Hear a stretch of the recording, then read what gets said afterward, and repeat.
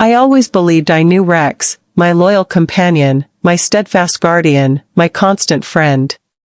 His presence had long been a source of comfort and security, a living reminder of unconditional love and quiet protection. Yet that night, something shifted. Something inexplicable stirred in the stillness, and I began to sense that everything I thought I understood was about to change. The evening unfolded quietly in the solitude of our home. Shadows crept along the walls, stretching longer as the soft hum of daily life dissolved into an unsettling silence. Without the usual background of clinking dishes or distant conversation, every creak of the floorboards seemed louder, more intentional. A feeling of vulnerability settled in my chest, one I couldn't explain.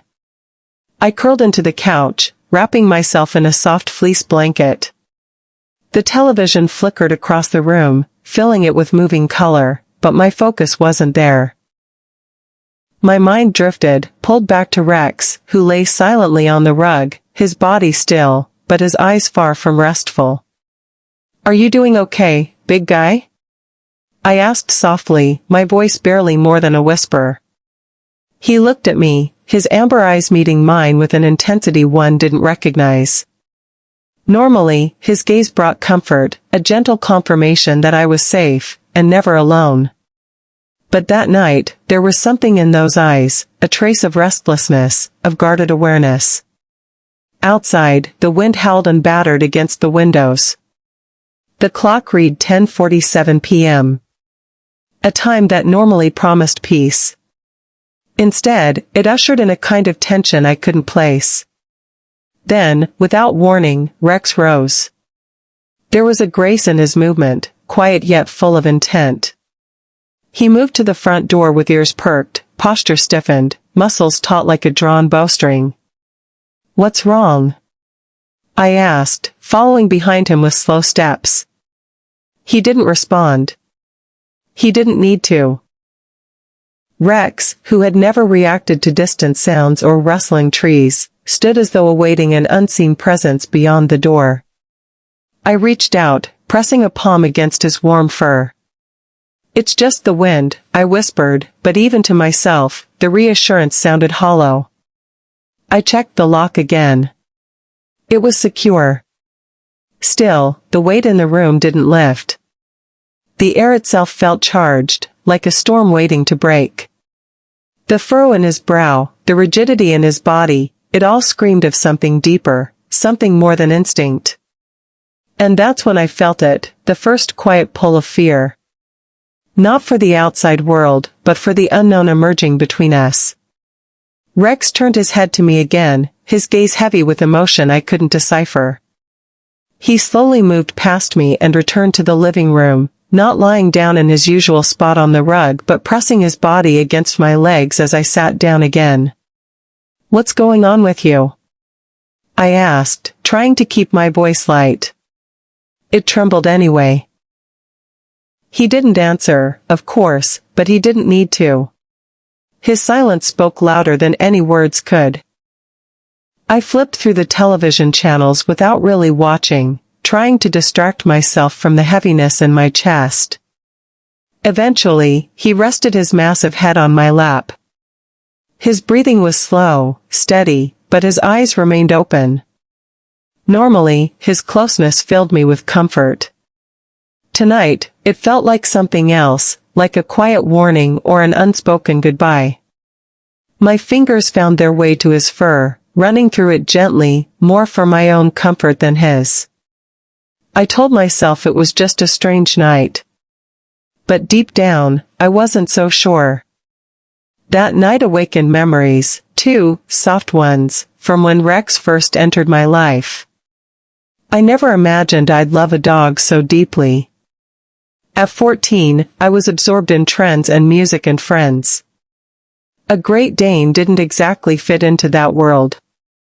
But everything changed during a late-night documentary binge, stories of people and their dogs, connected in ways I'd never seen before. It stirred something in me. For weeks afterward, I pestered my parents. Every dinner, every long car ride, even during movie nights. My mom would sigh, "Dogs are a lot of work," and my dad would add with a chuckle, "Some of them grow bigger than you." "I can handle it," I argued. "I want to." Eventually, they relented. I remember the day we brought Rex home as vividly as if it happened yesterday.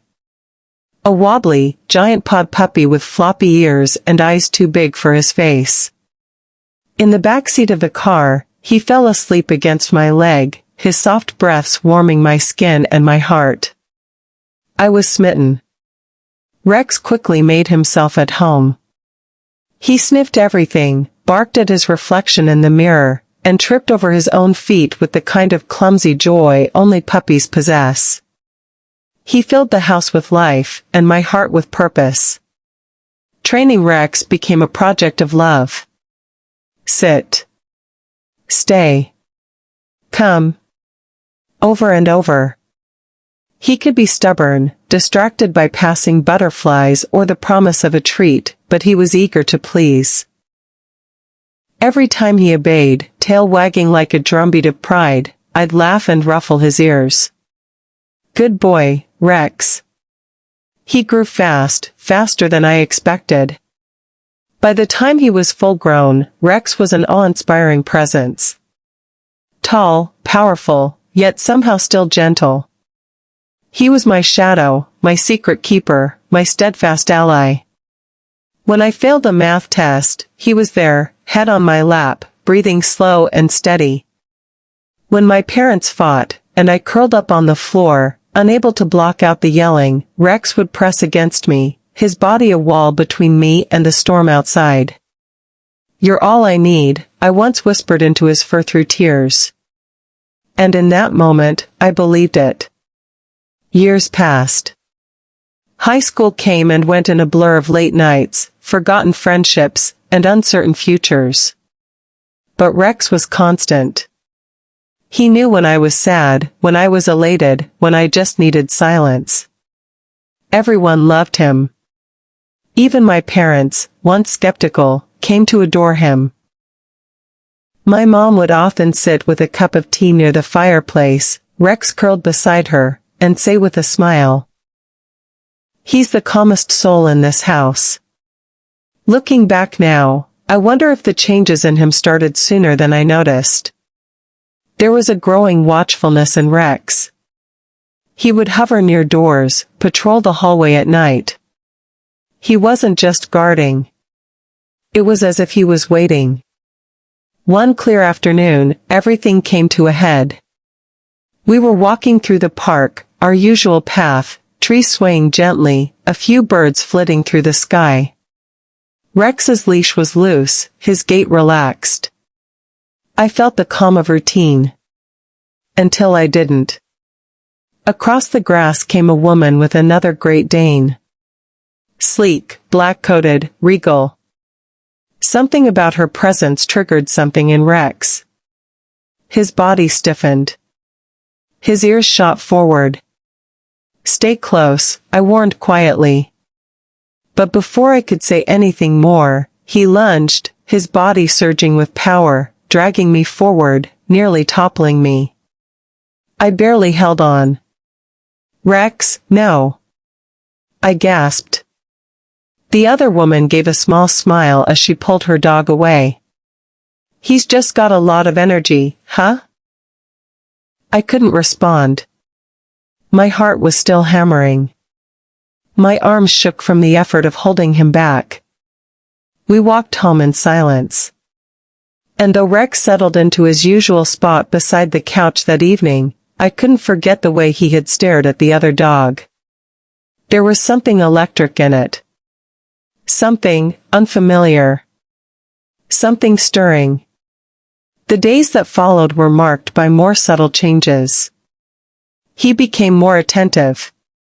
Too attentive. If I moved from one room to another, he followed, quiet, watchful. If someone rang the doorbell, he was there instantly, positioning his massive frame between me and the unknown. Protective, yes, but different. More urgent. Sometimes I'd find him watching me in the middle of the night, his head raised, ears alert, as if sensing something even in sleep. I tried to rationalize it. Maybe it's me, I told myself. School was demanding. Home was noisy with arguments. I was growing more anxious, more withdrawn. Maybe Rex was reacting to my unrest. Maybe that's all it was. But in the stillness of each night, when he lay beside me yet kept his eyes open to some invisible horizon, I knew better. Something was changing. Between us. Within him. Chapter 1, A Subtle Shift. There are moments in life when something changes, quietly and without warning. Not with grand gestures or sudden realizations, but in small, almost imperceptible ways, like the weight of a glance, the stillness in a room, the shift in a shadow. That's how it began with Rex. I first noticed it on a night like any other. I had fallen asleep to the soft hum of the city outside my window, the familiar comfort of my room cocooning me in warmth. But something roused me. Not a noise exactly, more like an energy. My eyes fluttered open to the silhouette at the foot of my bed. Rex stood there, motionless.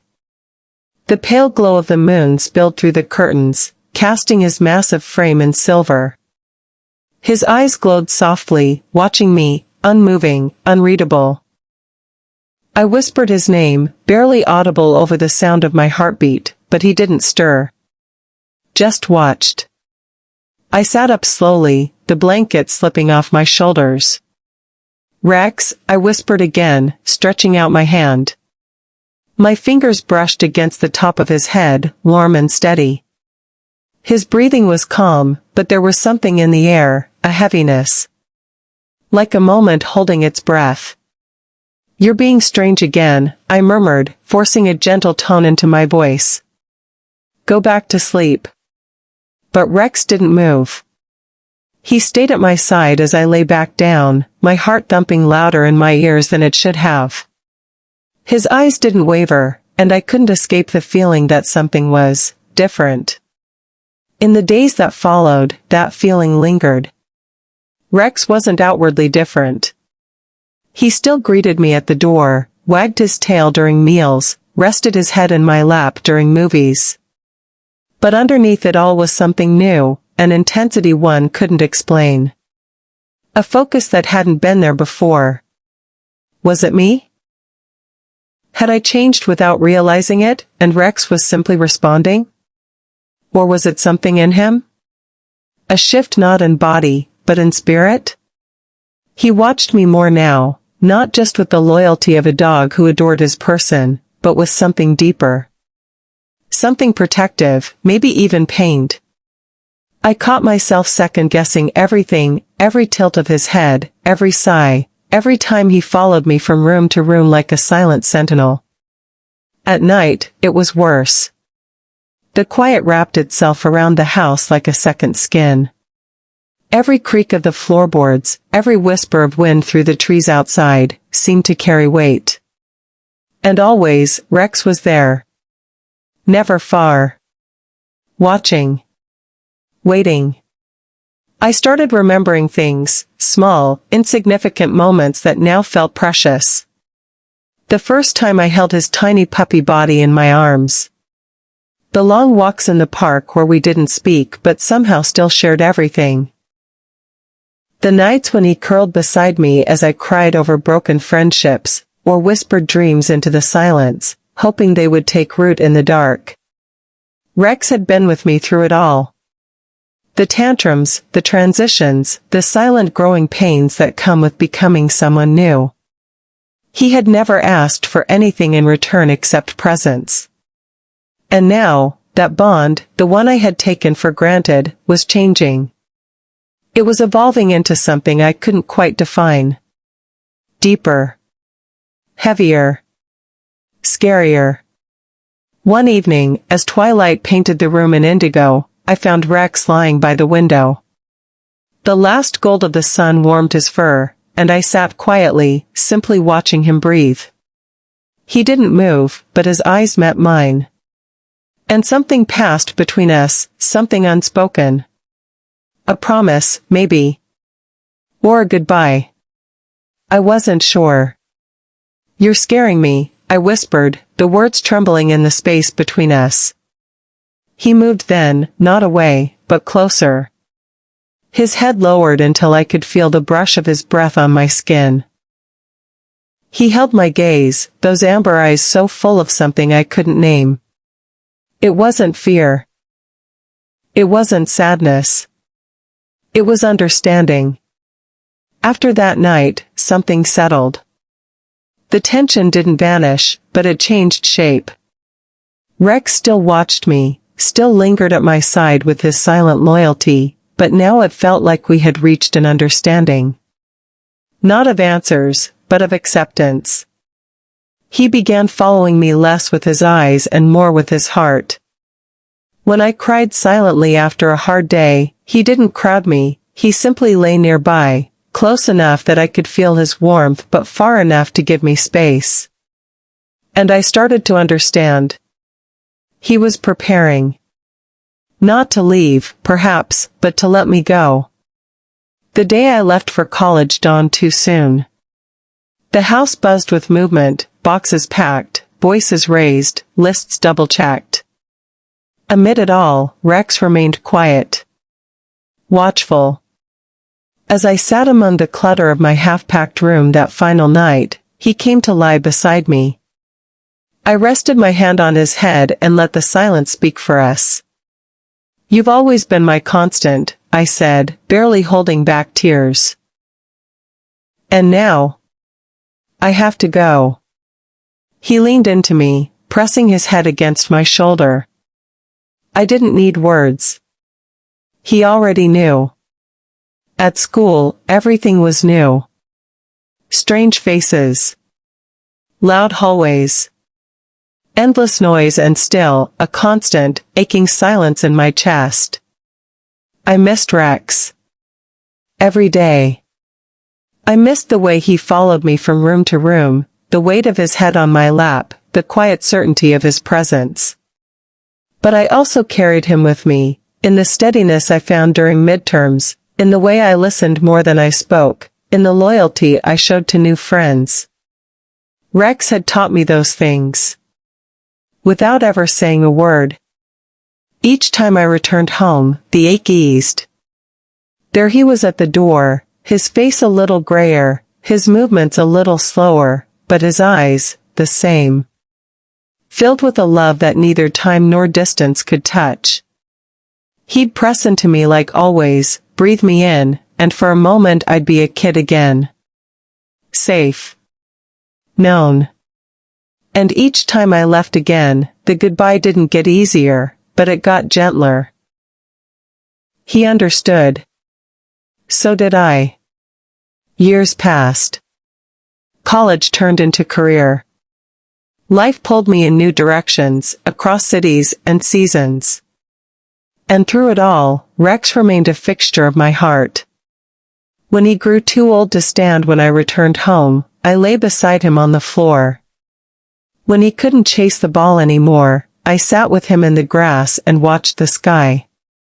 And when the day came when he was too tired to stay, I whispered all the things I never knew how to say before. Thank you for everything. You taught me how to love. You were my beginning. Now, even in his absence, Rex is everywhere. In the rustle of leaves on the sidewalk. In the sun filtering through my window. In the warmth of memory and the comfort of knowing that some bonds, no matter how they change, are never broken. Love evolves. And sometimes, the most enduring love of all is the kind that teaches us to let go while still holding on. Rex did that for me. He still does. And in every quiet heartbeat, in every shadowed room, I remember that love, pure, patient, and unwavering, always finds its way home. Thank you so much for watching Interesting Stories of Moody Tales. Kindly like, subscribe, and share to get more interesting stories that's much better than this. Best wishes from here.